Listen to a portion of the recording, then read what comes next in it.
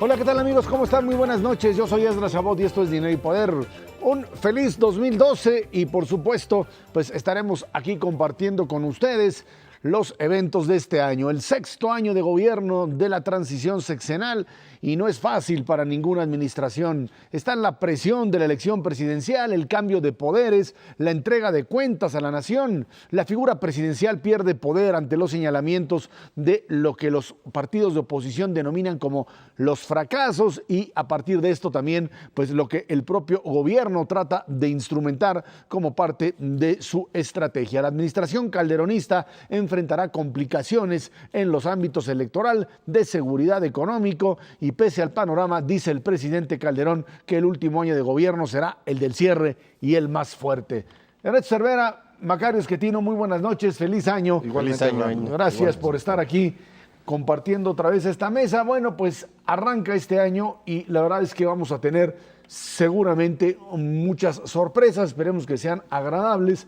Lo que queda claro para un presidente de la República es que este año es un año pues de entrega. Tiene que gobernar, por supuesto, tiene que llevar a cabo el proceso electoral, no él directamente como responsable, pero sí como el garante de que todo salga y salga bien, y que, bueno, pues él espera que gane su candidato o candidata, pero lo cierto es que de una manera muy clara tendría que establecer pues cuáles son los límites de su propia participación en las elecciones. Sí, decías hace un momento que queda claro que es el año en que tiene que ir entregando. Yo no sé si le queda claro a él, esto no está tan claro todavía. El presidente Calderón tiene una personalidad fuerte, un carácter duro, y le debe estar costando mucho trabajo entender que pues le quedan unos cuantos meses en el gobierno, no va a alcanzar a terminar este año en la presidencia y la tendrá que entregar a quien gane la elección. Y esto es muy complicado para todos los presidentes en México, ha sido verdaderamente difícil administrar su salida, no creo que sea una cuestión diferente con él. Dice que va a ser el año más fuerte de su gobierno, yo creo que ese no es una buena recomendación, tiene que ser el año más fluido, me parece, en donde permita que las fuerzas políticas se enfrenten entre sí y que gane pues quien deba ganar según los mexicanos, y el presidente lo que tiene que hacer es garantizar que estos comicios ocurran de manera eficiente y que al final de cuentas él pueda entregar buenas cuentas a quien sea el sucesor. Habría que ver cómo se va a llegar precisamente a la fecha de la elección, julio, en condiciones económicas. Sin duda alguna estaremos, pues como lo hemos hecho durante los últimos años, de manera estable en términos de finanzas públicas. No creo que haya excesos, no los ha habido durante las últimas tres transiciones en materia de gasto público. Pero lo que sí es muy importante es cómo vamos a estar en materia de crecimiento económico, porque eso tiene una injerencia muy importante en cómo la gente vota. Hemos tenido 2 años de crecimiento consecutivos, 2010, 2011. 2011 sin duda alguna más bajo que el 2010 por las condiciones externas, y eso tenderá a profundizarse en este primer semestre del 2012. Estados Unidos y Europa pues seguirán aportando un bajo crecimiento para la economía mexicana, pero la economía interna sin duda alguna aportará, como lo ha venido haciendo en el segundo semestre del año pasado, pues una dosis de crecimiento todavía, yo diría, normal, mucho mejor que otros países del mundo, pero que no tiende a afectar dramáticamente la elección, y eso yo creo que va a ser un elemento importante de estabilidad. Ahora, un presidente en un año como este, en el último año de su gobierno, pues en un modelo democrático, tiene que participar en la elección, y esa es la gran discusión, ¿cómo lo hace? Modelos democráticos ya muy institucionalizados, llamarlos de alguna manera, le permiten al presidente apoyar a su candidato. Esto pasa no solamente en Europa, en los Estados Unidos, en países latinoamericanos que tienen tradición como tal, en donde el presidente pues habla en favor y dice que espera que voten por su propio candidato. En el caso mexicano, la tradición de un modelo autoritario, presidencialista absoluto, en donde la voz del presidente era prácticamente una orden que se cumplía, ha hecho que, pues, en este intento de romper con ese pasado, se trate de amarrarle los pies, las manos y la boca al presidente de la República para que no participe. Y ahora los que están más interesados en que esto suceda son, por supuesto, los partidos que hoy están en la oposición. Esto no sucede con los gobernadores de los estados, que esto sí, Bueno, hacer lo participan que abierta, quieran. hablan y hasta le meten dinero porque no tienen control sobre él, o sea, nadie tiene control sobre ellos y pues pueden manejarlo como quieran. Pero la verdad es que habrá que ver si se dejan. Vicente Fox participó, intervino en la elección, el Tribunal Electoral le dio una regañiza diciendo que estuvo pues, Fuera de a lugar. punto de poner en Pero peligro. no violó la ley. No violó la ley, dijo, Así es.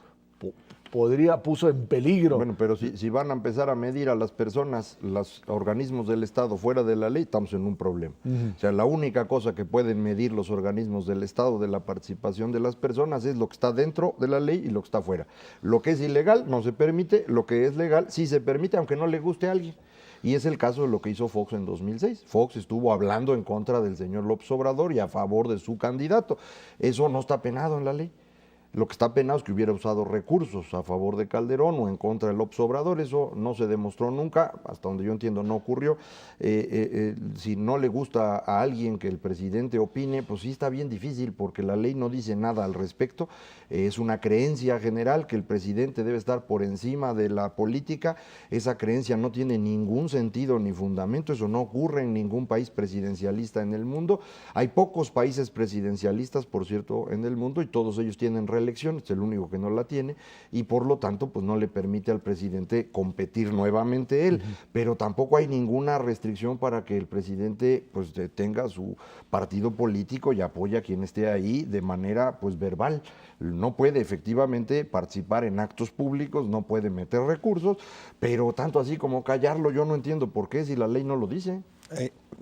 Nada más una pequeña cosita, no lo decía antes. Ahora tenemos una ley federal electoral que sí prohíbe las campañas negativas y habría que ver hasta dónde un presidente a través de sus declaraciones puede empezar a hacer una campaña negativa contra otros candidatos. Y eso sí ya podría caer fuera de la ley en esta elección, no en las anteriores. En esta sí tienes una salvedad muy importante. Puede hablar todo lo que quiera a favor de los suyos, pero va a ser imposible no violar la ley que tenemos actualmente y con la cual probablemente no estamos de acuerdo ninguno de los que estamos aquí, porque de esos Ni los que no están aquí ni los que no tampoco. están aquí tampoco. Pero lo que queda claro pero lo es- que sí, sí, sí. es que esa es la ley. Ah, tiene Así es, razón. esa es la ley. Claro, Ahí sí tiene razón. El único problema es que esa ley la van a violar, no el presidente de la República, no sé si lo vaya a hacer o no, No, pero los candidatos lo van a hacer. Los candidatos, Y lo están haciendo. Los los partidos gobernadores, lo van a sí, hacer sí, y a sí, ver sí. cómo le hace el IFE para decir que esto es qué es campaña negativa y no, porque entonces volvemos otra vez a la discusión de si las campañas negativas prohibidas no son una violación a la libertad de expresión. De hecho, ha estado ocurriendo cuando el presidente Calderón insiste en que en el pasado en México el narcotráfico o la irresponsabilidad financiera, pues el PRI se enoja porque el pasado es el PRI y entonces dicen que está hablando mal de ellos. Ahí viene ya la interpretación que tendrá que hacer el tribunal en su caso. Pero como muy bien dice Serra, es una ley electoral que sí viola la libertad de expresión y en ese sentido es algo que vamos a tener que quitar, pero pues ya será en otra ocasión. En este Por lo año pronto es esa. será parte de esto. El otro punto para este año será el proceso de elección, el día de la elección y la forma de pues tratar de evitar, dicen, que se vuelva a reproducir el esquema que tuvimos en 2006. Yo sigo pensando que si la elección se vuelve a cerrar al mismo nivel que tenemos en 2006, volveremos a vivir otra vez la descalificación eventual del árbitro, porque al que termine ganando, pues por supuesto lo aplaudirá y el que pierda lo impugnará y volveremos a tener este rechazo por parte del Congreso a la presencia del que resulte presidente electo. Será difícil establecer digamos, un nuevo orden dentro del Congreso si es que volvemos otra vez a reproducir el esquema de elecciones competidas. Sí, si queda tan cerrado, bueno, pues la ventaja que tenemos es que si Andrés Manuel es el segundo lugar, va a volvernos a salvar de la violencia mediante un bloqueo, como acaba de decir que lo hizo la vez pasada. El problema cuando hay elecciones cerradas tiene que ver con la calidad de los competidores.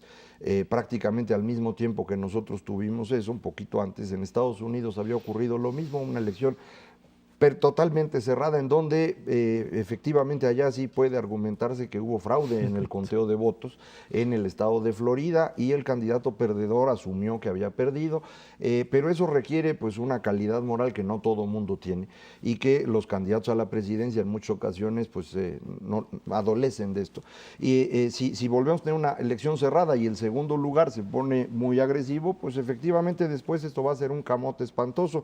La mejor solución para eso sería que el margen estuviera abierto, pero eso otra vez lo decidirán los mexicanos que vayan a votar. Ahora, ¿de qué se sorprenden? Si durante 6 años se encargaron de patear al IFE, que institucionalmente era una de las, perdón la de redundancia, instituciones más respetadas de este país, después de la elección del 2006 y lo que vino después, hombre, se tardaron 14 meses en nombrar a los últimos 3 consejeros, pues que no se sorprendan si es que esto es el caso. Lo que hay que trabajar de manera muy importante es en fortalecer las instituciones precisamente para que no suceda eso.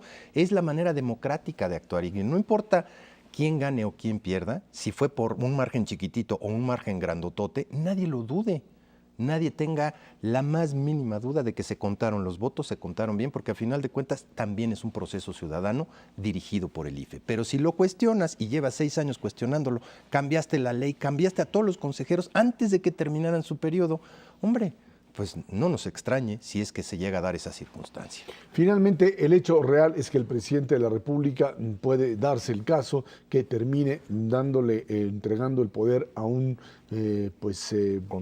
contrincante, y es algo que no hemos visto desde el inicio de la transición, desde que Zedillo se lo dio a Fox, y a partir de esto podríamos ver cosas muy, muy diferentes. Un México que para el 2012, fines de este año, 2012, podría sin duda empezar a cambiar en términos de su fisonomía política. Sí, sin lugar a dudas, en un siglo hemos tenido solamente una vez que un presidente le ha entregado a una persona de otro partido, que fue el caso de Zedillo, en un siglo. Entonces, el siglo pasado. Sí. Entonces, a lo mejor sería la segunda ocasión y vamos a ver cómo funciona. A mí me parece que lo importante es que efectivamente funcione democráticamente la decisión y que quien gane pues reciba y a ver cómo le va al presidente Calderón entregando los bártulos. Ahora, independientemente de que se lo entregue a alguien de otro partido o a alguien de su propio partido, lo que importa es que funcione el sistema político. Y yo creo que eso no va a cambiar, como no ha cambiado desde 1997, si no cambiamos esas estructuras de fondo. Vámonos a una pausa, de regreso platicamos la economía, otra vez un 2012 en donde pues los cielos están oscuros. Esto es Dinero y Poder. El Banco de México advirtió que de no resolverse la crisis de deuda en Europa, las consecuencias podrían ser catastróficas.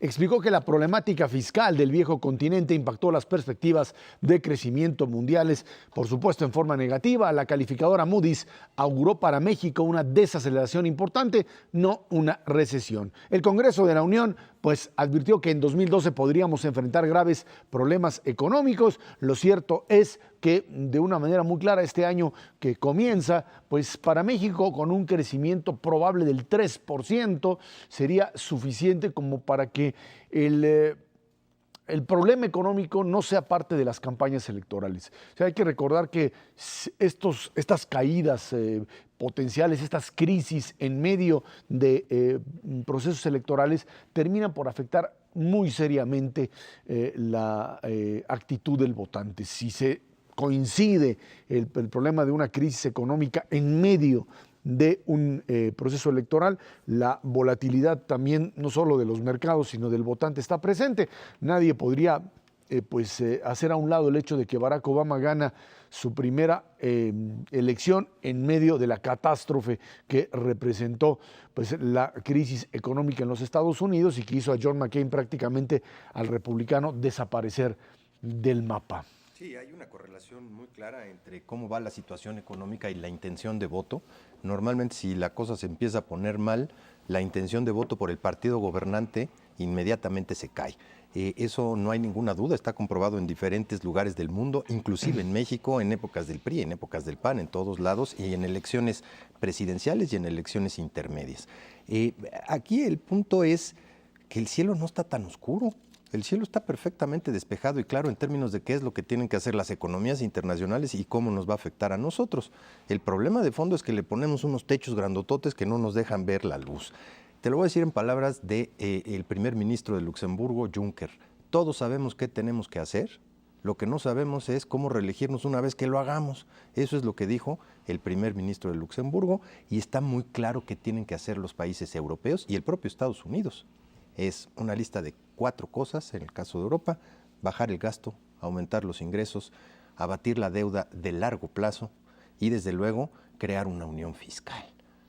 Está muy claro lo que tienen que hacer, el problema es que no lo van a hacer en el corto plazo y les va a tomar una buena cantidad de tiempo salir de la crisis y hay que tomar en consideración eso como una posibilidad de crecimiento bajo para México en el transcurso del 2012 sin duda alguna, mucho más bajo de lo que vimos en el 2011, que de por sí fue la mitad de crecimiento de lo que vimos en el 2010. En ese contexto, pues no estamos tan mal, dado que no tenemos esa problemática de inestabilidad, al menos en la parte financiera, de desbalance público, de desbalance privado y de desbalance con el sector externo, pero desde luego tenemos que encontrar la capacidad del mercado interno para poder crecer por lo menos a esa tasa que acabas de decir, entre 2,5% y 3%. Yo estoy más preocupado por lo que está pasando en los BRIC que por lo que está pasando en Europa, porque Europa ya sabemos que está atorada y además ya empezó a tomar las decisiones a las que se refería Ernesto ahorita. Ya hay una idea básica de cómo sería esta unión fiscal, ya empezaron a reducir sus gastos, ya a incrementar sus impuestos, ya empezaron a tomar las decisiones y vamos a ver cómo acaba cuajando esto. Pero los países BRIC, los que eran el motor que se esperaba para el mundo, ya se nos empezaron a atorar y esto tiene una probable consecuencia negativa para todo el mundo. Todo el mundo había esperado que de China podíamos esperar el motor para que nos moviera hacia adelante. Lo que está ocurriendo es que China no está creciendo a un ritmo muy bajo para lo que ellos necesitan, a lo que estaban acostumbrados. Ya dejó de comprarle al ritmo al que le compraba a Sudamérica, por ejemplo, y esto empezó a complicar la vida a Brasil. Entonces, ahí hay una preocupación. Para México, yo coincido con Ernesto, la situación no es nada grave, es una situación estable. Efectivamente, el comportamiento de la economía explica bastante bien el comportamiento de la votación. Cuando hay una caída económica, el partido que está en la presidencia pierde votos y pierde más o menos en la misma cantidad que se cayó la economía. Y cuando la economía sube, ocurre exactamente lo contrario. Entonces, pues esto puede ser una buena noticia para Acción Nacional. Comparado con 2009 van a tener un incremento de votos simplemente porque la economía no va a estar mal. Si la economía no va a estar mal y el asunto de seguridad efectivamente se va a mantener en esta meseta descendente que se ha mostrado los últimos meses, entonces pues todo lo que esperaban los partidos de oposición como elementos para atacar al Partido Acción Nacional, pues se les van a acabar y entonces la disputa tendrá que ser sobre otros temas que no sé cuáles van a ser. La economía mundial, pues por supuesto estará ahí como un factor externo condicionante de lo que sucede en México. Aquí la pregunta en el caso mexicano es ¿qué tipo, digamos, de elemento que no se pueda controlar internamente podría eventualmente detonar una situación difícil? Tipos de cambio, ya hemos visto que se ha manejado con una gran flexibilidad, probablemente estemos regresando en esta misma banda. Quizá ahí entren otro tipo de factores. Yo me imagino que en medio de una crisis, más bien en medio de un proceso electoral como el que estamos viviendo, solamente un elemento pues que se le salga de control al gobierno. Yo supongo que en este momento estarán tratando de amarrar cualquier tipo de variable porque ahí es en donde le puede estallar, ¿no? Sí, empecemos. En el caso de México, ahora sí que sí tenemos un super blindaje en materia de divisas. Tenemos 135,000 millones de dólares en reservas internacionales, tenemos todavía una línea de crédito con el Fondo Monetario Internacional de 70,000 y tenemos un superávit petrolero de otros 20,000 millones. Si la cosa se pone terrible en el transcurso de los primeros 6 meses, pues en el peor de los casos podrán salir cerca de 50, 60,000 millones de dólares y estamos más que sobrados para soportar eso sin ningún problema en la parte de estabilidad interna. ¿Qué es lo que puede salir realmente mal? Yo veo 2 fechas críticas en el horizonte. Una es finales de febrero, que el presidente Obama tiene que presentar su presupuesto y habrá que ver cómo lo reciben en esta lucha de demócratas contra republicanos y puede afectar los mercados financieros internacionales más allá de Europa. La otra fecha crítica es marzo. Para marzo tiene que volver a resolver Estados Unidos subir o no subir el techo de endeudamiento. Y acuérdense lo que pasó en octubre del año pasado, en donde pusieron a temblar al mundo porque no se pusieron de acuerdo en el techo de endeudamiento, les bajaron la calificación y fue un verdadero desastre. Pospusieron esa fecha para marzo. Y si no se vuelven a poner de acuerdo en marzo, entonces sí pueden poner en jaque otra vez a toda la economía internacional. Más para complementar, yo creo que marzo, tiene razón Ernesto, es el momento clave. No solo Estados Unidos tiene esta decisión, sino que para marzo España e Italia tienen que renovar cantidades grandes de deuda del orden de 700,000 millones de euros en total. Para marzo van a ser 500,000 los que tienen que renovar. 500,000 millones de euros es mucho dinero. Si los mercados para ese entonces les quieren cobrar 6-7% de interés, no se puede. Es insolvente. Entonces tienen que llegar a ese momento con tasas más bajas. Si Estados Unidos está haciendo bolas y por eso suben las tasas en todo el mundo, como es lo normal, entonces estaríamos frente a una situación muy difícil de administrar. Es probable que a eso se refiere el Banco de México cuando dice hay la posibilidad de una catástrofe. Esa sería la catástrofe, ocurriría ya, pero nos pasa a torcer a todos sin lugar a dudas. Precios de petróleo, que sigue siendo una variable importante. Sí. Hoy, la verdad es que frente a la revaluación del dólar frente al euro, estamos manejando un precio de petróleo, en el caso de la mezcla mexicana, por encima de los $100 el barril. Sí. Que eso estaría cubriendo prácticamente lo que el propio Congreso estableció como precio de referencia. El problema es la propia producción de petróleo. Sí, yo no esperaría que hubiera una caída brutal en la producción de petróleo. Aparentemente se ha podido mantener sin muchas dificultades esta producción de 2,5 millones de barriles diarios, la cual yo dudaba hace año y medio, pero Pemex lo ha logrado y eso es una muy buena noticia. Ojalá así siga. Ellos prometieron que pueden seguir produciendo a ese ritmo al menos hasta 2015. Ojalá sea cierto, pero en el corto plazo yo no percibo. Sí se está acabando del complejo Q-Sab-Malop, que es el pozo grandote que teníamos. Q se está acabando, pero los otros dos alcanzan todavía a sostener. Esa parte yo no me preocuparía. Lo que sí es cierto es que lo que estamos exportando de petróleo cada vez alcanza menos para comprar gasolinas. Ya más de la mitad de la gasolina que se consume en México tiene que importarse, pero eso tampoco es un cambio brutal, es una tendencia que ya traemos y que se puede administrar bien durante 2012. Ahí la pregunta de fondo es qué vas a hacer con el subsidio implícito a la gasolina, más allá de la poca volatilidad que se pueda observar en términos de los precios, no solamente del petróleo, sino de todas las materias primas en el transcurso del siguiente año, con una economía de lento crecimiento, es qué vas a hacer con el precio de la gasolina internamente, porque sabemos que a esos niveles de $100 por barril está y muy por arriba de eso, la importación de gasolina la sigues vendiendo a un precio increíblemente bajo y eso implica un subsidio.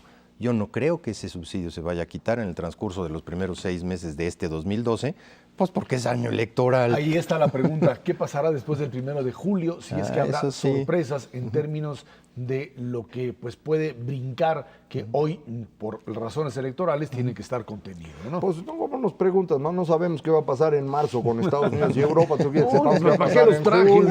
El incentivo está para que se quiten ese tipo de subsidios y para que tomes las decisiones que no pudiste tomar por alguna extraña razón durante los últimos 5 años, ahora sí que como legado para el siguiente presidente.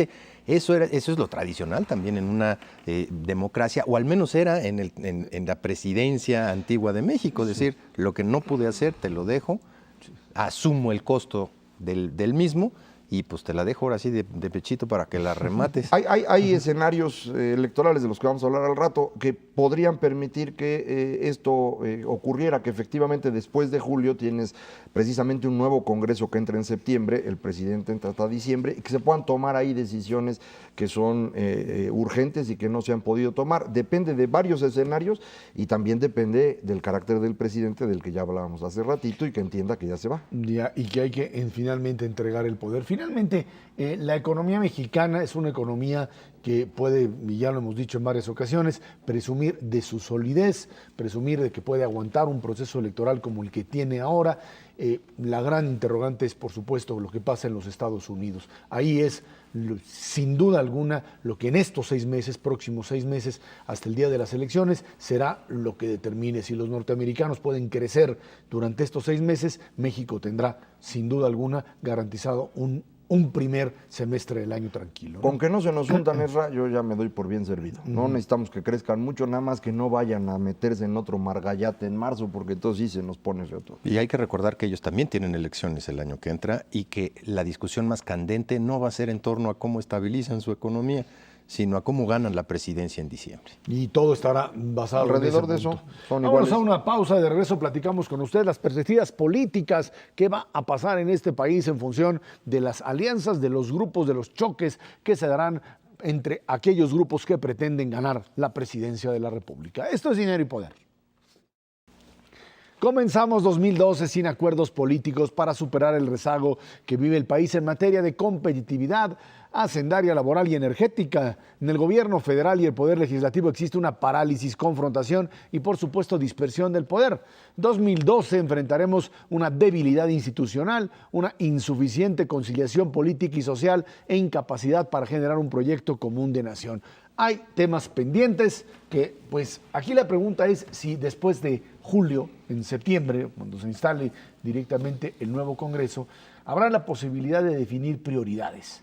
Y las prioridades, por supuesto, estarán en función de si hay gobierno de coalición, o sea, si finalmente hay mayorías parlamentarias que lo permitan. Pero lo que quedó ahí pendiente desde hace mucho tiempo es reforma hacendaria, ¿sí? Reforma laboral, reforma energética y, por supuesto, bueno, ya con eso nos conformamos. No, y la educativa y no. Bueno, pero digamos que con estas 3 sería suficiente para cambiar la fisonomía de este país. Sí, yo voy a seguir insistiendo en mi interpretación. Hay 2 visiones acerca de México. Una que quiere regresarse a lo que hicimos durante el siglo Ya no XX se con puede. los ajustes necesarios, pero lo quieren hacer. Y otra que quiere hacer un país distinto, una democracia liberal, como son los países que han funcionado en el mundo. Esas 2 visiones han estado disputando desde 97 en adelante el control de México. Ninguna de las 2 ha logrado ganar suficiente votación como para tener el control del Congreso y en consecuencia moverse en una de las 2 direcciones. Por eso, de 97 a la fecha, a pesar de que nos ha ido muy bien en muchas cosas, como lo vemos en los datos del censo y en los datos de pobreza y todo, hemos mejorado significativamente y sin embargo los mexicanos nos sentimos peor. Y nos sentimos peor porque no vemos en qué dirección va México, no está el rumbo claro por esta disputa entre estos 2 grandes grupos. A mí me parece que en esta elección, y sobre todo después de esta elección, va a decidirse en qué dirección nos movemos. Creo que estos 15 años han servido para que sea transparente el costo del régimen anterior y cómo hay que tomar las decisiones y cómo movernos en estas reformas que se han ido atorando. No es que no se quiera hacer una reforma en particular, no es que bloqueen la reforma laboral específicamente, hay una forma de entender a México que impide cualquier tipo de reforma profunda. Esa forma de entender a México es la que hay que eliminar en esta elección de 2012. Ahora, ¿qué sería lo ideal? Pues que se aprobaran todas las reformas. Sabemos que eso es verdaderamente imposible. ¿Por qué no hacemos una clasificación de cuáles inciden en un mayor crecimiento en el muy corto plazo? Esto es, si las apruebas, se detona cuando menos un punto y medio adicional el crecimiento del PIB. Ahí clarísimamente está la parte laboral y la parte energética. Perfecto, pero en reforma laboral, ¿qué es lo que se requiere? Lo que decía anteriormente el exsecretario del Trabajo, Javier Lozano, contratación de personal joven o de gente joven sin necesidad de darle garantías de trabajo sin permanente. pasivo laboral, sí. ¿Esa sería la clave? Esa es una parte muy importante. Si quieres la clave de qué hay que hacer, a mí me parece que hay que reducir el poder de los sindicatos mediante 2 procedimientos, transparencia y democracia, lo cual los convertiría en sindicatos decentes, pero esos sindicatos decentes en México nunca los hemos visto, no sabemos cómo son. Esto implica una disminución, por supuesto, del poder de los sindicatos y de la posibilidad de una libre contratación. Sí, claro. Esto, dicen, va en contra de derechos de trabajadores. No, va en contra del poder de los líderes sindicales y de los sindicatos construidos desde el Estado por el viejo régimen, que son los que sostienen al PRI todavía al día de hoy. Ese es el problema. Ahora, tienes bondades adicionales tremendas en la medida en que tú flexibilizas precisamente la contratación para que se inserten de una vez en el mercado formal de la economía mexicana y no lo tengan que hacer a través de la economía informal en términos de ganar experiencia o de tener un primer trabajo. Una porción increíblemente elevada de jóvenes mexicanos tiene que empezar su vida laboral precisamente en el sector informal, aprendiendo todo lo malo de este país, a no pagar impuestos, a una serie de cosas terribles para el país en el mediano y largo plazo. Si les permites y flexibilizas su entrada al mercado formal, vas a tener bondades impresionantes, no solamente en términos de crecimiento de corto plazo, sino de estabilidad en el mediano y largo plazo. ¿Qué otra? Es fundamental que se apruebe en el corto plazo para darnos mayor capacidad de crecimiento y atracción de inversión. La energética. La verdad de las cosas es que la reforma de Pemex que tuvimos hace 5 años, pues simplemente no ha servido para detonar la exploración y la explotación en como la electoral, mano, salió hasta peor. Sí, bueno, pero eso sí nos daría otro puntito adicional de crecimiento en el país, nada más por la inversión que se detonaría. Cuando otra vez, aterricemos, reforma energética quiere decir la posibilidad de que capital privado entre a Pemex, entre a Comisión Federal de Electricidad. Esa sería la clave. En el caso de Pemex bursatiliza parte del capital. Un porcentaje del capital de Pemex entra a la bolsa de valores y lo compra el mexicano que quiera. ¿Qué permite esto? Que Pemex se convierta en una empresa. Y como empresa tiene que seguir procedimientos que hoy no sigue. Eso la va a forzar a ser eficiente, con lo cual parte de los 150,000 trabajadores que están ahí van a tener que irse y en consecuencia el sindicato de petroleros no quiere que eso ocurra, porque hoy Pemex es de esos 150,000 trabajadores y no es de los 115 millones de mexicanos como debía ser. Que no quiere decir además perder la soberanía sobre nuestros recursos naturales, ni que el petróleo deje de ser de los mexicanos en general. Es como decir, a ver, se me perdieron las llaves de mi casa y necesito contratar a un cerrajero que venga y me abra la puerta. Que venga y me abra la puerta no quiere decir que se quede con la casa. Nada más le voy a pagar porque me abra la puerta. La casa sigue siendo mía, el petróleo sigue siendo de los mexicanos, pero no lo podemos sacar porque las llaves están cerradas y no tenemos la llave. El tercer punto es reforma hacendaria, que quizá ahí, ese es de mediano plazo. Ese es de mediano plazo, pero ahí volvemos otra vez a la discusión de si la clave está en impuestos al ingreso o impuestos al consumo. Tan sencillo como sí, la discusión a mí me parece que no debería ser muy grande. Es impuesto al consumo, sin duda. Lo que hay que resolver ahorita. Con excepciones hay otro tipo de impuesto que debemos cobrar y no estamos cobrando, que se llama impuesto a la riqueza, específicamente el predial. ¿Sí? El predial debía aportar 2 o 3 puntos del PIB, como aporta en todas las economías decentes del mundo. Aquí aporta 0.2% del PIB, 10 veces menos de lo que debería ser. Y eso es un impuesto muy progresivo. El que tiene una casota paga más que el que tiene un departamentito. Entonces eso es lo que hay que resolver. Se cobra razonablemente bien en algunas ciudades, en particular la Ciudad de México, pero muchísimas otras no cobran nada. Entonces esos impuestos a la riqueza y los impuestos al consumo que tienen que ser generalizados. Con eso empiezas a resolver el asunto. Hay que ver qué vamos a hacer con el impuesto sobre la renta y el IETU, cómo los fusionas de alguna manera para que ya eso sí urge, tengamos uno. El IETU tiene varias ventajas, pero tiene algunos problemas en su implementación que pues han complicado la vida de los empresarios y que habría que resolver.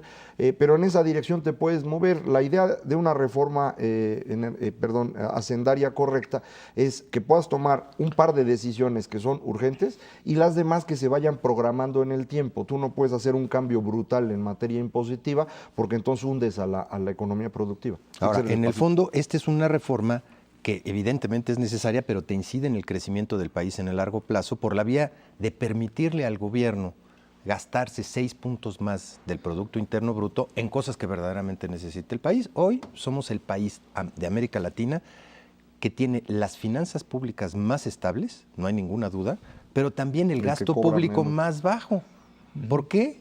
Pues porque tenemos la menor cantidad de ingresos. Si tú empujas 6 puntos adicionales los ingresos públicos, no de petróleo, de impuestos, que ahí es donde estamos más rezagados, le vas a permitir al gobierno gastar en infraestructura, gastar en educación, gastar en salud, gastar en seguridad. Y pagar las pensiones. Claro, cosas que tienes para enfrente como capacidad para darle mucha mayor potencial de crecimiento al país. Y ahí también entra algo que ya mencionábamos anteriormente, que era este asunto de las diferencias que se dan entre lo que es el impuesto o el gasto federal y el gasto de los estados. Y que es también importante entenderlo, porque mientras se ha presionado enormemente hacia la transparencia en el gasto federal y que más o menos se ha avanzado, lo que queda claro es que hay un montón de dinero que llega a los estados que no saben qué se gastan, y estados que tienen ahora la capacidad de endeudarse sin, más allá de las cuestiones fraudulentas, sin que tampoco se sepa a qué se destina ese tipo de gasto. Y eso eventualmente se te convierte no solamente en una bomba de tiempo, sino también se te puede transformar en un mecanismo que pues termine por desquiciar todo el esquema de transparencia o de ejercicio, digamos, racional del gasto a nivel federal, porque los gobiernos locales pues hacen lo que quieren con el dinero y finalmente ni siquiera tienen la obligación de mostrar cuentas. Para que los amigos del auditorio se den cuenta de lo que esto significa, del 100% del gasto que se ejerce en México desde el gobierno federal, solo 25% lo hace la administración pública federal. El 45% lo gastan los gobiernos estatales, vía aportaciones, participaciones, convenios de descentralización, etcétera. Y el 30% final lo llevan las paraestatales. La parte que es transparente y clara es este 25%.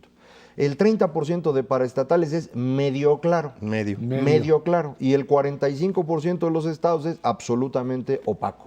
Entonces, nada más estamos vigilando 25% del dinero que estamos poniendo. Esto está mal. Entonces, necesitas resolverlo de paraestatales. Y ahí, creo yo, la mejor forma es convertirlos en empresas serias que tengan que entregar resultados a bolsa para que entonces haya una vigilancia de la ciudadanía a estos datos. Y en el caso de los gobiernos estatales, lo que necesitamos es un contrapeso a los gobernadores. Ese contrapeso, teóricamente, es el Congreso local. Eso no va a ocurrir, ¿no? Ni en el corto ni en el mediano plazo. Yo creo que la mejor forma sería darle al Senado facultades para actuar como contrapeso de los gobernadores, porque el Senado representa a la federación, pero también porque en el Senado están los enemigos del gobernador, que son los que senadores, tienen ganas de ser gobernadores, entonces van a estarlo molestando, que eso es lo que nos interesa, alguien que esté encima del otro. Entonces yo creo que eso sería una solución viable. Hoy por hoy no tenemos un problema serio de deuda de los estados, llega a 2% del PIB, pero tenemos un problema potencial muy importante. En 6 años pasó de 0.5 a 2% del PIB. Si tú te quedas con esta estructura y no lo supervisas, en otros 6 va a llegar a 8% del PIB. Entonces sí vamos a tener un problema muy serio. Hay que meter los mecanismos de transparencia ya, eso es urgente. Y este incremento de deuda en los gobiernos de los estados ocurrió conforme se iba incrementando el gasto que llegaba a los estados. O sea, les hemos dado cada vez más dinero del que estamos pagando impuestos y ese no les alcanza. Tienen que endeudarse y luego se endeudan y uno ni se entera hasta que el banco dice, oiga, que él me debía y no están los papeles. Además hay algo importante, se endeudan en función del dinero que les está prestando, que les está que les está entregando la federación. Sobre los de hoy y los del futuro. Del futuro, exactamente. Claro, las participaciones y ahí es futuras. donde el asunto no funciona. Por eso decíamos, o se vuelve a generar un nuevo pacto fiscal, un nuevo concepto de federalismo, o estaremos de verdad, ahora sí que echándole dinero malo al malo. Yo insisto en mi propuesta de que hay que darle al Senado esa facultad, porque si no, no hay otra manera. Vámonos a una pausa y de regreso vamos a platicar con usted elecciones. Este 2012 es pues un año muy, muy importante en términos de lo que nos va a esperar durante los próximos 6 años. Esto es Dinero y Poder. Dicen que la elección presidencial de este año será la más reñida en mucho tiempo. Bueno, 2006 también lo fue. En hecho real, lo que estamos teniendo es una competencia sumamente dividida, en donde se está apostando todavía a tercios. Veremos si esto se mantiene. El PRI tiene la ventaja, no hay una tendencia definitiva para ninguno de los aspirantes a la presidencia. La verdad es que cuando empezamos hace 6 años, el año, todavía la figura de Roberto Madrazo, pues ahí estaba, iba a ir cayendo paulatinamente y esto se cerró en 2. Primero López Obrador con una ventaja que se fue cerrando frente a Felipe Calderón. 10 puntos. 10 puntos. Aquí, bueno, pues arranca el año básicamente todavía sin candidato por parte o candidata por parte del PAN, el PRI y el PRD apenitas pues tratando de hacer las campañas que todavía no son campañas, como ya hemos dicho de una manera muy clara, pues la ley cambió todos los tiempos y a partir de esto, pues ahora hay que tratar de ver qué es lo que sucede. Los grandes desafíos son de los priistas, pues mantener a un candidato que durante los primeros golpes pues no pudo devolver o no pudo establecer una estrategia positiva. Un López Obrador, por otro lado, que pues cambió la estrategia de la agresión al amor, ¿sí? Y los panistas dándose con todo entre sí en esta lucha por ganar la candidatura. Sí, bueno, arrancamos con una ventaja muy clara del PRI, del candidato Peña Nieto, en las encuestas que se presentaron durante diciembre, las últimas mediciones, pues 20 puntos más o menos de ventaja frente a los otros dos posibles candidatos, el del PAN, como dices, todavía sin definirse, y Andrés Manuel López Obrador. Sin embargo, bueno, pues en este mes fue cuando, este mes de diciembre fue cuando le fue mal al señor Peña Nieto. No sabemos si eso ha tenido o no un impacto, habrá que esperar las distintas mediciones para poderlo ver, y también pues ver durante este mes de enero cómo se empieza a comportar, si sigue teniendo estas dificultades para reaccionar o si durante el cierre del año pues, se dedicó a entrenar para boxeo de sombra para estar listo para los debates. Esto va a ser importante porque si el candidato del PRI arranca en una posición muy alta y empieza a caer, el fenómeno de desbandada puede ser muy serio. Eso le ocurrió a Madrazo, aunque venía ya en una posición no muy buena, pues se hundió prácticamente. Entonces, a ver si logra componerse, y vamos a ver de los otros dos, el candidato o candidata del PAN y Andrés Manuel López Obrador, si alguno de ellos logra separarse y entonces llevarnos a una elección de dos, o si los dos logran competir y tener una elección en 3/3, que sería una cosa bastante rara, pero pues puede ocurrir. Sí, sin duda alguna. Hay tres factores que de alguna manera se han venido decantando en los últimos meses y ahorita al principio del 2012 pueden jugar un papel relevante. Uno, prácticamente toda la población ya sabe quiénes son los candidatos, se identifica perfectamente, el 99% de la población sabe quién es Peña Nieto, 99% de la población sabe quién es López Obrador.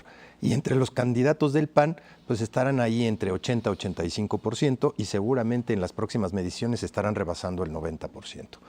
Pero eso no quiere decir que haya mejorado su percepción positiva o negativa. Todos los candidatos han sufrido en las últimas mediciones una caída importante en términos de la percepción y desde luego eso impacta de manera muy importante hacia adelante cómo conduces la estrategia precisamente en un contexto en donde sabemos que no están permitidas las campañas negativas, por una parte. Sabemos que los tiempos han cambiado radicalmente. Y en ese contexto, pues habrá que ver si es que se van a dar o no debates, porque ahí es en donde se van a dilucidar, al margen de muchas otras cosas, verdaderamente la intención de voto. Y aquí es donde viene el tercer factor, de un 25% de la población que todavía no decide. Y ahí hay un mercado verdaderamente muy importante que está conformado por diferentes audiencias. A lo mejor hay muchos de izquierda que no necesariamente están contentos por tener a López Obrador, a lo mejor hay muchos del PRI todavía que no necesariamente están tan contentos con que Peña Nieto sea, y a lo mejor en estos momentos habrá muchos panistas que no necesariamente estén contentos y que sí definitivamente van a ir a votar, pero no han decidido por quién todavía. Ahora, este asunto de los debates creo que algo muy importante en términos de estrategia electoral. ¿Sí? Alguien me decía, bueno, pero la gente no ve los debates, pero no sí se entera. Incidencia. La verdad es que pues, hacen referencia a la elección en el Estado de México. A mí me parece que las elecciones estatales tienen otra dinámica. Es una dinámica totalmente diferente. El punto de caída de López Obrador, el primer golpe que sufrió fue cuando se negó a ir al primer debate famoso, y en donde le tundieron con todo, no había quien respondiera. 5 puntos le costó. Le costó en la caída. Aquí habrá 3 candidatos, sin duda alguna, y pues aquel que no acuda a un primer debate, bueno, le costará muchísimo, ¿no? Y el segundo es la capacidad de poder manejar, de poder salir ante la ciudadanía a presentar, por un lado, propuestas que ya decíamos en algún programa del año pasado, pues son importantes, pero mucho la ciudadanía seguía, no solamente por las propuestas, sino por el lenguaje que utiliza el candidato y que aparezca como un elemento convincente. Y en ese sentido, haya imágenes muy claras sobre la figura de López Obrador, que ahora las intenta cambiar, bajándole el nivel de agresividad, a ver si le funciona. Está, por supuesto, la figura de Peña Nieto, que tendrá que ir borrando todas las caídas que tuvo el año pasado con respecto al asunto de libros y precios, que parecería ser pues de donde lo metieron y no pudo salirse. Y bueno, pues lo que el candidato o la candidata panista puedan lanzar como una propia alternativa, también importante en términos, es cierto, de su propia figura, pero también de qué van a proponer, si se trata de un modelo de continuidad Fox-Calderón o si se trata de una nueva opción que pueda ganar a ese 25% que está indeciso, ¿no? Algo que no se nos debe olvidar es, en los últimos 20 años México se ha transformado, particularmente los últimos 15 años, México ha cambiado muchísimo, ha habido un gran incremento en este grupo que llamamos clase media, y ese grupo de clase media fue el que le impidió a López Obrador ganar en 2006, porque consideró muy agresiva su posición, por eso hoy está amoroso. Si hubiera tenido razón en 2006, no tendría por qué convertirse ahora en AMLOF y paz. Entonces, yo creo que este grupo lo menospreciamos mucho.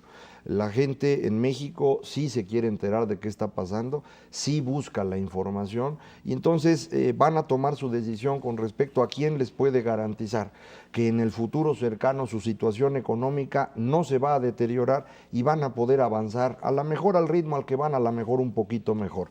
Ese es el grupo que decide en México, aunque ahorita las encuestas, decía Ernesto, andan en 25%, en realidad ese grupo es más de 40% de la población, ahorita ya algunos de ellos se han estado asignando con los partidos, pero es un grupo volátil que se va a acomodar muy claramente conforme escuchen estas propuestas a las que tú te referías, y eso va a ocurrir pues de aquí a marzo más o menos. En estos meses se va a aclarar todo. La campaña propiamente hablando empieza en abril, aunque usted no lo crea, pero de aquí a marzo es cuando todo el mundo va a empezar a decidir, ¿no? Sí, y no se nos olvide un grupo muy importante que son pues, los chavos que no han votado del 2000 para acá, que son jóvenes y que literalmente no conocen ni conocieron al PRI, más que por lo que comentan sus papás o amigos mayores. O por los gobernadores. O por los gobernadores que tienen, es correcto, pero que van a normar y van a tener un peso relativo importantísimo. Es la generación más grande de nuestro país, la que nació en 1988. Es el punto más importante y sin duda alguna estará votando por primera vez en estas elecciones para presidente. A ellos yo creo que muy pocos mensajes les van a ser trascendentes, excepto por dos fundamentales. ¿Qué vas a hacer en materia de seguridad? Porque eso sí, son perfectamente conscientes. ¿Y qué vas a hacer para que yo tenga chamba? Nada más, en un lenguaje que puedan entender. No hay mucho más para dónde hacerse. Yo ahí sí no estaría totalmente de acuerdo. Es bien complicado entender en qué están pensando los jóvenes de 18 años hoy en México. Normalmente es difícil entender qué están pensando los jóvenes de 18, pero ahorita peor. No sé exactamente si les preocupa seguridad y empleo.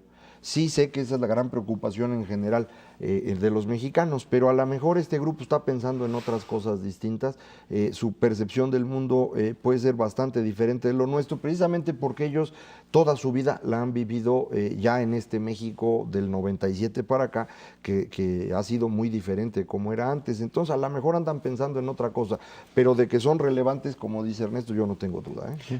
El otro punto importante es, bueno, hay elecciones concurrentes en algunos estados también en julio, pero quizá la más importante es el Distrito Federal. Para el PRD se convierte esta elección en todo, prácticamente todo, y para los priistas del Distrito Federal, pues la figura de Beatriz Paredes otra vez vuelve a surgir como aquella que puede darles el triunfo. Y algo que estará disputándose en el DF, pues es prácticamente esto, la posibilidad por un lado de un Marcelo Ebrard que lanzará seguramente pues a un candidato que pueda garantizarle la continuidad, y por otro lado un PRI que definitivamente ve en Beatriz Paredes su única opción, ¿no? Sin duda alguna. Ahora, ahí el problema que tiene el PRI es que no tiene partido en el DF. ¿No? Sí, puede tener figura. un gran candidato como Beatriz, que seguramente será una gran candidata, ya lo fue en el 2000, no ganó porque pues el PRI en esa 2006, perdón, el PRI en esa ocasión se derrumbó completito y pues no pudo ganar, pero ahora podría ser una muy buena competencia si el PRI a nivel nacional también lo hace, pero no tienen estructura en el Distrito Federal en el PRI. De hecho, no pudieron constituir su consejo o comité ejecutivo estatal, pues se agarraron a golpes. Entonces, sí está difícil para ellos. El asunto es que también Acción Nacional no parece tener a nadie claro. Está bastante dividido, sí. Aunque Demetrio Sodi es el que lleva la ventaja en términos de las encuestas, a final de cuentas todavía falta un ratito. No, y además al interior de Acción Nacional, pues Demetrio Sodi no es miembro del partido, estuvo aquí con nosotros, nos platicaba eso, quién sabe cómo le va. El problema que tiene directamente el PRD quizá en el Distrito Federal es si alcanzan a llegar a un acuerdo entre las distintas tribus, si finalmente Marcelo Ebrard tiene la capacidad de hacer que todos voten por su candidato, mientras que se supone todo el resto de la estructura perredista estaría votando por López Obrador, algo que pues también yo, a pesar de que lo dicen abiertamente, yo dudo que lo estén pues manejando en la práctica, ¿no? Por eso de aquí a marzo, Esra, no sabemos qué va a pasar en las elecciones en México y tampoco sabemos qué va a pasar a nivel mundial en la economía, o sea, no sabemos nada más. No, pero por eso- feliz año para pero todos. para eso estamos aquí. Muchas gracias. Gracias, Enet Cervera. Gracias, Buenas noches, Macares, que Sergio. tiene un feliz año. Gracias a usted, de verdad, que nos ve y nos escucha todos los martes aquí en 11 TV México, Dinero y Poder. También estamos en la radio Noticias MBS en el 102.5 del FM de lunes a viernes de 5 de la tarde a 7 de la noche. Por nuestra parte, muchísimas gracias. Muy buenas noches. Un feliz 2012 y aquí nos vemos, esperemos, todo este año. Muy buenas noches.